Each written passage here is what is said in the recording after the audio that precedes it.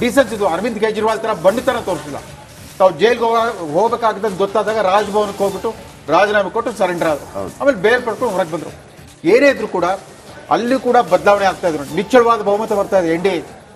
Exit ಪೋಲ್ಗಳು ಕೆಲವು successful ಆಗಿದೆ ಈ ಸಾರಿ. ನಿನ್ನೆ ಆಕ್ಸಿಸ್ ಇಂಡಿಯಾ ಮತ್ತು ಚಾಣಕ್ಯ ಮಹಾರಾಷ್ಟ್ರ ಸ್ವೀಪ್ ಇಂಡಿಕೇಟ್ ಮಾಡಿದ್ರು.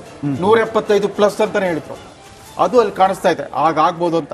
ಅಲ್ಲ, ನನಗೆ ಈಗಲೂ ಸರ್ ಬಹಳ ಡೌಟ್ ಆಗ್ತಿರೋದು, ಅಲ್ಲಿ ಚಿಂದಿ ಚಿತ್ರ ಹೋಗ್ಬಿಟ್ಟಿದೆ ಅಲ್ಲಿ ಪಾರ್ಟಿಗಳು.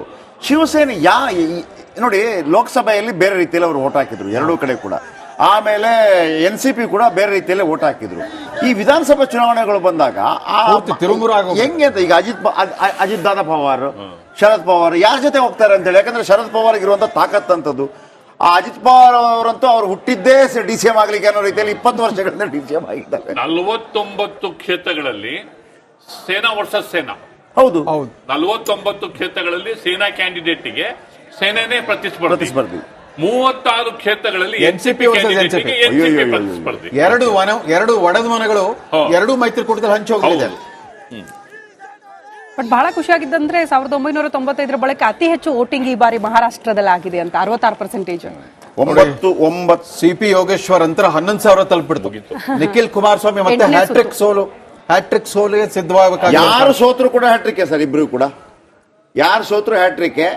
CP ಯೋಗೇಶ್ವರ್ ಈ ಹಿಂದೆ ಕೂಡ ಒಮ್ಮೆ ಸೋತಿದ್ರು, ಅಶ್ವಥ್ ವಿರುದ್ಧ ಒಮ್ಮೆ. ಬಹುಶಃ ಇದು ಬಹಳ ಅನ್ಬೀಟಬಲ್ ಲೀಡ್ ಅಂತ ಕಾಣುತ್ತೆ. 11,000 ಈಗ ಸಮಾಧಾನಕರ ಅಂತರ, ಕಂಫರ್ಟಬಲ್ ಗೆಲುವಿನ ನಿಟ್ಟಿನಲ್ಲಿ ಒಂದು ದೊಡ್ಡ ಹೆಜ್ಜೆನ ಅವರು ಇಟ್ಟಿದ್ದಾರೆ. ವೆಂಕಟೇಶ್ ದೊಡ್ಡೇರಿ ಜಾಯ್ನ್ ಆಗಿದ್ದಾರೆ ಬಿಜೆಪಿಯಿಂದ. ಕಾರ್ಯಕ್ರಮಕ್ಕೆ ಸ್ವಾಗತ ಸರ್. ಪ್ರಶಾಂತಿ ಸುಭಾಷ್ ಅವರು JDS ಇಂದ ಕೂಡ ಜಾಯ್ನ್ ಆಗಿದ್ದಾರೆ. ಆಲ್ರೆಡಿ ಅವ್ರನ್ನ ಮಾತಾಡಿಸ್ತೀವಿ. ವೆಂಕಟೇಶ್, ನಿಮಗೆ ದೇಶ ಮಟ್ಟದಲ್ಲಿ ಖುಷಿ ಕೊಡ್ತಾ ಇದೆ, ರಾಜ್ಯ ಮಟ್ಟದಲ್ಲಿ ಖುಷಿ ಕೊಡ್ತಾ ಇಲ್ಲ ರಿಸಲ್ಟ್, ಸದ್ಯದ ರಿಸಲ್ಟ್ ಹೀಗೆ ಇರುತ್ತಾ, ಏನಾದರೂ ಬದಲಾವಣೆಗಳಾಗತ್ತಾ? ನೋಡಿ, ರಾಷ್ಟ್ರ ಮಟ್ಟದಲ್ಲಿ ಮೊದಲನೇದಾಗಿ ನಾನು ಮಹಾರಾಷ್ಟ್ರ ಮತ್ತು ಜಾರ್ಖಂಡ್ನ ನಮ್ಮ ಬಿಜೆಪಿ ಕಾರ್ಯಕರ್ತರು, ನಾಯಕರು, ವಿಶೇಷವಾಗಿ ಮೋದಿಜಿಯವರನ್ನ ನಾನು ಅಭಿನಂದಿಸ್ತೇನೆ ತಮ್ಮ ಮೂಲಕ. ಇದು ಮೋದಿಜಿಯವರ 2014ರ ಒಂದು ಆರ್ಥಿಕ ಒಂದು ಬೆಳವಣಿಗೆಗೆ ಏನು ಪೂರಕವಾಗಿದೆ, ಮತ್ತೆ ಈ ದೇಶವನ್ನು ಸೂಪರ್ ಪವರ್ ಮಾಡಲಿಕ್ಕೆ ಇದು ಕೇವಲ ಮೋದಿಜಿಯವರಿಂದ ಸಾಧ್ಯ ಅನ್ನೋ ಅಂಶ ಮತ್ತೆ ಮಹಾರಾಷ್ಟ್ರ ಮತ್ತು ಜಾರ್ಖಂಡದಲ್ಲಿ ಜನ ಅದನ್ನು ಒಪ್ಕೊಂಡು ಅತ್ಯಂತ ಒಂದು 2,805 ಮತ್ತು 45 ಏನು ತೋರಿಸ್ತಾ ಇದ್ದೀರಿ, ಅದೇ ಒಂದು ಪ್ರತಿಬಿಂಬವಾಗಿ ಕಾಣ್ತಾ ಇದೆ. ಏನು ಕಾಂಗ್ರೆಸ್ ಪಕ್ಷ ಏನಿತ್ತು ಈ ಲೋಕಸಭಾ ಚುನಾವಣೆಯಲ್ಲಿ 400 ಬಂದರೆ ಸಂವಿಧಾನವನ್ನು ತಿದ್ದುಪಡಿ ಮಾಡ್ತಾರೆ, ಇದನ್ನ ತಿದ್ದುಪಡಿ ಮಾಡಿ ಮೀಸಲಾತಿ ಇಂದು ತೆಗಿತಾರೆ, ಸಂವಿಧಾನವನ್ನ ಮುಗಿಸ್ಬಿಡ್ತಾರೆ ಅನ್ನೋ ಒಂದು ತಪ್ಪು ಕಲ್ಪನೆಯನ್ನ ಮಾಡಿ ಅವರು ಅವತ್ತು ಗೆದ್ದಿದ್ರು. ಅದನ್ನ ಜನ ಇವತ್ತು ಸುಳ್ಳು ಅಂತ ತಿಳ್ಕೊಂಡಿದ್ದಾರೆ. ಕಾಂಗ್ರೆಸ್ನವರು ಜಾತಿ ಪಕ್ಷ ಓಲೈಕೆ ರಾಜಕಾರಣವನ್ನು ಮಾಡಿಕೊಂಡು ದೇಶವನ್ನು ವಿಭಜನೆ ಮಾಡುವಂಥ ಸಂದರ್ಭದಲ್ಲಿ ಈ ರಾಷ್ಟ್ರದಲ್ಲಿ ಒಂದು ಒಗ್ಗಟ್ಟಾಗಿರ್ತಕ್ಕಂಥ ಹಿಂದುತ್ವ ಪರವಾದಂಥ ಒಂದು ರಾಷ್ಟ್ರವನ್ನು ಕಟ್ಟಬಹುದು ಮತ್ತು ಆಡಳಿತ ಕೊಡ್ಬೋದು ಅಂತ ಒಂದು ಮೋದಿಜಿಯವರ ಒಂದು ಆಕಾಂಕ್ಷೆ ಏನಿದೆ, ಅವರ ಒಂದು ಆಸರೆಯಾಗಿ ಅಂತ ಇರ್ತಿರ್ತಕ್ಕಂಥ ಮಹಾರಾಷ್ಟ್ರ ಮತ್ತು ಜಾರ್ಖಂಡದ ಒಂದು ಮತದಾರರಲ್ಲಿ, ಕಾರ್ಯಕರ್ತರಲ್ಲಿ, ಸಾಮಾನ್ಯ ಕಾರ್ಯಕರ್ತರಿಗೆ ನಾನು ನನ್ನ ಪ್ರಣಾಮಗಳನ್ನು ಸಲ್ಲಿಸ್ತೇನೆ. ಕರ್ನಾಟಕದಲ್ಲಿ ಆಡಳಿತ ಪಕ್ಷ ಏನಿದೆ, ಕಾಂಗ್ರೆಸ್ನ 3 ಪರವಾಗಿ 3 ತಾವು ಏನು ಹೇಳಿದಿರಿ ಅದು ಏನು ನಡೀತಾ ಇದೆ, ಇದು ಸ್ವಲ್ಪ ಹೊತ್ತಲ್ಲಿ ಬದಲಾವಣೆ ಆಗಿ ಮತ್ತೆ ನಮ್ಮ ಏನು ಬಿಜೆಪಿ ಅಭ್ಯರ್ಥಿ NDP ಅಭ್ಯರ್ಥಿಗಳಿದ್ದಾರೆ ಅವರು ಗೆಲುವನ್ನ ಸಾಧಿಸ್ತಾರೆ. ಅದ್ರವರೆಗೆ ನನಗೆ ಅವಕಾಶ ಕೊಡಿ, ನಾವು ನಂತರದಲ್ಲಿ ನೋಡೋಣ ಅದನ್ನ ಏನಾಗುತ್ತೆ ಅಂತ ಅಂದ್ಬಿಟ್ಟು. ಓಕೆ ವೀಕ್ಷಕರೇ, ಈಗ ಮತ್ತೊಮ್ಮೆ ಹೇಳ್ಬಿಡ್ತೀನಿ. ಅಂಡ್ ಫೈನಲ್ ಸ್ವಾತಿ ಅವರೇ, ನಿಮ್ಮ ನೆಕ್ಸ್ಟ್ ಕಂಪೇನಿಯನ್ ಬಂದಿದ್ದಾರೆ. ಅದಕ್ಕಿಂತ ಮೊದಲು ರಾಜ್ಯದಲ್ಲಿ 3ಕ್ಕೆ 3 ನೀವಿರೋ ತನಕ ನಾನಿವಾಗ ಬಂದು 3ಕ್ಕೆ ತಲುಪಿಸಿದ್ದೀನಿ. ಸೊ ನನ್ನ ಕೊಲೀಗ್ ಕೂಡ ಬಂದು 3ನ್ನ ಗೆಲ್ಲಿಸ್ತಾರೆ ಅನ್ನುವಂಥ ನಂಬಿಕೆ ನನಗಿದೆ. ರಾಜ್ಯದ ಜನ ಸಿದ್ದರಾಮಯ್ಯನವ್ರನ್ನ ಮತ್ತು DK ಶಿವಕುಮಾರ್ ಅವರ ಕೈ ಹಿಡಿತಾರೆ. ನಾವು ಕೊಟ್ಟಿರುವಂತಹ ಗ್ಯಾರಂಟಿಗಳು ಕೆಲಸ ಮಾಡಿದೆ. ಅಷ್ಟೇ ಅಲ್ಲ, ರಾಜ್ಯದಲ್ಲಿ ಬಿಜೆಪಿ ಮತ್ತು ಕುಮಾರಸ್ವಾಮಿ ಅವರು ಹೇಗೆ ಸರ್ಕಾರದ ವಿರುದ್ಧ ತಮ್ಮ ಧೋರಣೆಗಳನ್ನ ಎಸಗಿದ್ರು, ಹೇಗೆ ಮೂಡ ಕೇಸ್ನಲ್ಲಿ ಸಿದ್ದರಾಮಯ್ಯನವ್ರನ್ನ ಏನೋ ಮಾಡ್ಬಿಡ್ತೀನಿ ಅಂತ ಹೋದ್ರು, ವಾಲ್ಮೀಕಿ ಹಗರಣನ ಇಟ್ಕೊಂಡು ಹೇಗೆ ಸುಳ್ಳು ಪ್ರಚಾರಗಳನ್ನ ಮಾಡಿದ್ರು, ಇದ್ಯಾವುದೂ ಕೂಡ ಬಿಜೆಪಿಗೆ ಮತ್ತು ಕುಮಾರಸ್ವಾಮಿ ಅವರಿಗೆ ಯಾವುದೇ ರೀತಿಯಾದಂತಹ ಮತಗಳನ್ನ ತಂದ್ಕೊಳ್ಳೋದಿಲ್ಲ. So better change the strategy for 2028 ಅಂತ ಹೇಳಿ ಹೊರಡ್ತಾ ಇದ್ದೀನಿ. ಥ್ಯಾಂಕ್ ಯು ವೀಕ್ಷಕರೇ, ನೋಡಿ 50% ಕೌಂಟಿಂಗ್ ಆಯ್ತು. ಸಮೀರ್ ಸರ್ ಅಂಡ್ ರೇಷ್ಮೆ ಸರ್, 50% ಕೌಂಟಿಂಗ್ ಆಗೋಯ್ತು. ಈಗ 50%, ಇನ್ನು 1 ಲಕ್ಷ ಬಾಕಿ ಇದೆ ಅಷ್ಟೇ. 1 ಲಕ್ಷ ಅಲ್ಲಿ ನಿಮಗೆ ಕಾಣ್ತಾ ಇದೆ ನೋಡಿ, 34,000, 45,000, 90,000, 1,80,000 ಪೋಲಿಂಗ್ ಆಗಿದೆ. ಬಹಳ ಆಶ್ಚರ್ಯಕರ ರೀತಿಯಲ್ಲಿ. ಆಮೇಲೆ ಅನೇಕರಿಗೆ ಇದಿತ್ತು, CP ಯೋಗೇಶ್ವರ ನಿಖಿಲ ಎಲ್ಲವೂ ಕೂಡ ಜಮೀರ್ ಹಿಂದೆ ಸುತ್ತೋದಕ್ಕೆ ಶುರುವಾಯಿತು. ಜಮೀರ್ ಹೇಳಿಕೆ ಹಾಗಾಗತ್ತೆ ಹೀಗಾಗತ್ತೆ ಹಾಗಾಗತ್ತೆ ಹೀಗಾಗತ್ತೆ. ಈಗ ನೋಡ್ತಿರೋ ಟ್ರೆಂಡ್ ಪ್ರಕಾರ ಗೊತ್ತಿಲ್ಲ, ಚೇಂಜ್ ಆದರೂ ಆಗಬಹುದು. ಇನ್ನು ಅರ್ಧಕ್ಕರ್ಧ ಮಾತ್ರ ಉಳಿದಿರೋ ಕಾರಣಕ್ಕಾಗಿ 11,000 ಬಹಳ ದೊಡ್ಡ ಲೀಡ್ ಅಂತ ಅನಿಸ್ತಾ ಇದೆ. ಕಂಫರ್ಟಬಲ್ ಇರೋದು. ಹೌದು, ಬಹಳ ದೊಡ್ಡ Comfortable ಲೀಡ್. ಇರೋದು. ಉಳಿದ 2 ಕ್ಷೇತ್ರಗಳನ್ನ ಆ ರೀತಿ ಹೇಳಕ್ ಬರೋದಿಲ್ಲ. ಯಾಕಂದ್ರೆ ಉಳಿದ 2 ಕ್ಷೇತ್ರಗಳಲ್ಲಿ ಒಂದು 500 ಮತ್ತು 100 1,500 ನೋಡಿ 1,158 ಯಾವುದೇ ಸಂದರ್ಭದಲ್ಲಿ. ಆದ್ರೆ ಇದು ಅಷ್ಟೇ 90,000 ಓಟ್ ಕೌಂಟಿಂಗ್ ಆಗೋಯ್ತು. ಇನ್ನೊಂದು 90,000 ಓಟ್ ಕೌಂಟಿಂಗ್ ಬಾಕಿ ಇದೆ. ಎಲ್ಲಾ ಕಡೆ 3 ಕ್ಷೇತ್ರಗಳಲ್ಲಿ ನೋಡಿ, ಚನ್ನಪಟ್ಟಣದಲ್ಲಿ 8ನೇ ಸುತ್ತು ಮುಕ್ತಾಯ, ಇನ್ನು 12 ಸುತ್ತು ನೋಡಿ.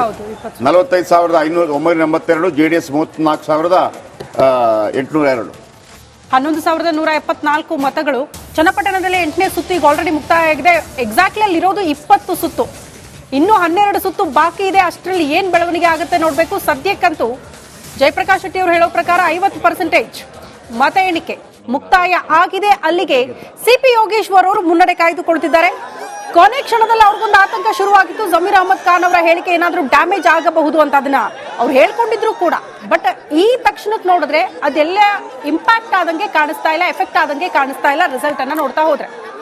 ಒಟ್ನಲ್ಲಿ ಫುಲ್ ಟೆನ್ಷನ್ ಅಲ್ಲಿ ಇದ್ದಾರೆ BSY ಮತ್ತು ವಿಜೇಂದ್ರ ಅವರು. ಕಾಲ್ ಮಾಡೆಲ್ಲ ಮಾತಾಡಿದ್ದಾರಂತೆ ಕುಮಾರಸ್ವಾಮಿ ಅವರ ಜೊತೆಗೆ. ಸದ್ಯದ ಬೆಳವಣಿಗೆ ವಿಚಾರಕ್ಕೆ ಸಂಬಂಧಪಟ್ಟಂತೆ ಕಾರ್ಯಕರ್ತರಲ್ಲಿ ಸಂಭ್ರಮ, ಕಾಂಗ್ರೆಸ್ ಕಾರ್ಯಕರ್ತರ ಸಂಭ್ರಮ ತಾವು ಗಮನಿಸ್ತಾ ಇದ್ದೀರಿ.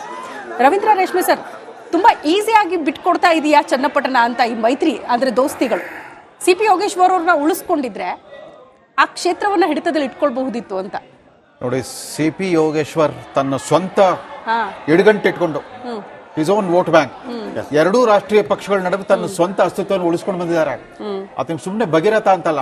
ಅವರು 64 ಕೆರೆ ತುಂಬಿಸೋ ಕಾರ್ಯಕ್ರಮಕ್ಕೆ ನನಗೂ ಅತಿಥಿಯಾಗಿ ಕರೆದಿದ್ರು. ನಮ್ಮ ದಿವಂಗತ ಪತ್ರಕರ್ತ ಸ್ನೇಹಿತ ಮಹಾದೇವ್ ಪ್ರಕಾಶ್ ಮತ್ತು ನಾನು ಹೋಗಿದ್ದು. 64 ಕೆರೆಗಳನ್ನು ತುಂಬಿಸಿದ್ರು ಒಂದು ಅವಧಿಯಲ್ಲಿ. ಅವಾಗ ಸದಾನಂದ ಗೌಡರು ಇವರೆಲ್ಲ ಮುಖ್ಯಮಂತ್ರಿಗಳಾಗಿ ಬಿಜೆಪಿ ಮುಖ್ಯಮಂತ್ರಿಗಳಾಗಿದ್ರು. ಹಾಗಾಗಿ ಏನಾಗಿತ್ತು ಅಂದ್ರೆ, ಇಡೀ ಕರ್ನಾಟಕದಲ್ಲಿ ಬರಗಾಲ ಇದ್ದಾಗ ಚನ್ನಪಟ್ಟಣದಲ್ಲಿ ಹಸಿರಿಂದ ನಳನಳಿಸ್ತಾ ಇದ್ವು ಅಲ್ಲಿ ಗದ್ದೆಗಳು, ಹೊಲ ಗದ್ದೆಗಳೆಲ್ಲ. ಅದು ಎಲ್ಲ ಒಂದ್ ಕಡೆ ಆ ಮನುಷ್ಯನ ಕೈ ಹಿಡಿತಾ ಇದೆ. ಅಂದ್ರೆ 2 ರಾಷ್ಟ್ರೀಯ ಪಕ್ಷಗಳಿಂದ ಎಷ್ಟು ಡಿಮಾಂಡ್ ಇತ್ತು ನೋಡಿ. ನಮ್ಮ ಅಭ್ಯರ್ಥಿಯಾಗಿ ಅಂತ ಬಿಜೆಪಿ ಅವರು ಬಯಸಿದ್ರು, ನಮ್ಮ ಕಡೆ ಬಂದ್ಬಿಡ್ಲಿ ಅಂತ. ಹೌದು, ಅಷ್ಟೇ ತಾಕತ್ತಿತ್ತು. ಎಲ್ಲೊಂದ್ ಕಡೆ ಜನಶಕ್ತಿ.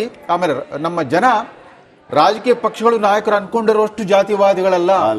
ಎಲ್ಲೊಂದ್ ಕಡೆ ಗುಣಕ್ಕೆ ಮತ್ಸರವಿಲ್ಲ ಅಂತ ಗುರುತಿಸ್ತಾರೆ. ಆಮೇಲೆ ಬೊಮ್ಮಾಯಿ ಅವರು ತಮ್ಮ ಮಗನ ಒಳ್ಳೆ ಕೈಗಾರಿಕೋದ್ಯಮಿ ಮಾಡಬೇಕಾಗಿತ್ತು. ಈಗಾಗಲೇ ಅವ್ರಿಗೆ 2-3-4 ಫ್ಯಾಕ್ಟರಿ ನಡೆಸ್ತಾ ಇದ್ದಾರೆ.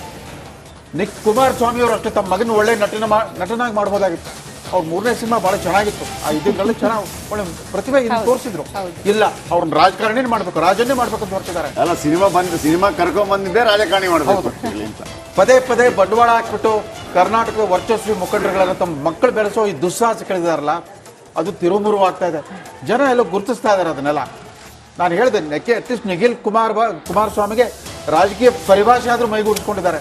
ಭರತ್ ಬೊಮ್ಮಾಯಿ ಏನೂ ಇಲ್ಲ. ಆಮೇಲೆ ಅವ್ರ ತಂದೆ ಕೂಡ ಕಡೆ ಕ್ಷಣದವರೆಗೂ ನನಗೇನು ಆಸಕ್ತಿ ಇಲ್ಲ ಅಂತ ಹೇಳ್ತು ಕೊನೆಗೆ ಮಗನೇ ತಂದು ಹಾಕಿದ್ರು. ಸಹಜವಾಗಿ ಬೇರು ಮಟ್ಟದ ಕಾರ್ಯಕರ್ತರಲ್ಲಿ ಅತೃಪ್ತಿ ಇದ್ದೇ ಇರುತ್ತೆ, ಅವ್ರು ಎಷ್ಟೇ ನಿರಾಕರಿಸಿದ್ರು ಕೂಡ. MP ಮಾಡಿದ್ರು, ಬಸವರಾಜ ಬೊಮ್ಮಾಯಿ ಅವರು ಯಾವಾಗ ಪ್ರಹ್ಲಾದ್ ಜೋಶಿ ಅವರಿಗೆ ತಮ್ಮ ಕ್ಷೇತ್ರ ಲೀಡ್ ಸಿಗ್ಲಿಲ್ವೋ ಅವಾಗ ಎಚ್ಚೆತ್ಕೊಳ್ಬೇಕಾಗಿತ್ತು. ಏನೋ ಏರ್ಪೇರ್ ಆಗ್ಬಿಟ್ಟಿದೆ ಎಲ್ಲ ಅಂತಂದ್ಬಿಟ್ಟು. ತಾನು 36,000 ಮತಗಳಿಂದ ಗೆದ್ದ ಕ್ಷೇತ್ರ ಒಂದೇ ವರ್ಷದಲ್ಲಿ ಕಾಂಗ್ರೆಸ್ಗೆ ಲೀಡ್ ಕೊಡುತ್ತೆ ಅಂತಂದ್ರೆ ತನ್ನ ಬೇಸ ಆಗಲಿ ಬಿರುಕು ಬಿಟ್ಟಿದೆ ಅಂತಂದ್ಬಿಟ್ಟು. ಎಸ್, ನಮ್ಮ ಕಾಂಗ್ರೆಸ್ ಇಂದ ಸೂರ್ಯ ಮುಕುಂದರಾಜ್ ಅವರು ಜಾಯಿನ್ ಆಗಿದ್ದಾರೆ.